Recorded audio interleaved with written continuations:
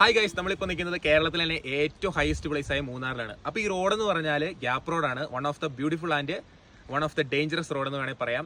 അപ്പോൾ ഇവിടെ ധാരാളമായിട്ട് കുറേ അൺറേറ്റഡ് പ്ലേസ് ഉണ്ട്. ഇഷ്ടംപോലെ ടൂറിസ്റ്റുകൾ വരുന്ന ഏരിയയാണ് ഈ മൂന്നാർ. പക്ഷേ അവരെല്ലാം ഈ കോമൺ ആയിട്ടുള്ള സ്ഥലങ്ങളിൽ മാത്രമേ പോകാറുള്ളൂ. പക്ഷേ ഇവരൊന്നും ശ്രദ്ധിക്കാത്ത, അങ്ങനെ ഒത്തിരി ആൾക്കാരൊക്കെ അറിയാത്ത ധാരാളം സ്ഥലങ്ങൾ മൂന്നാറിലുണ്ട്.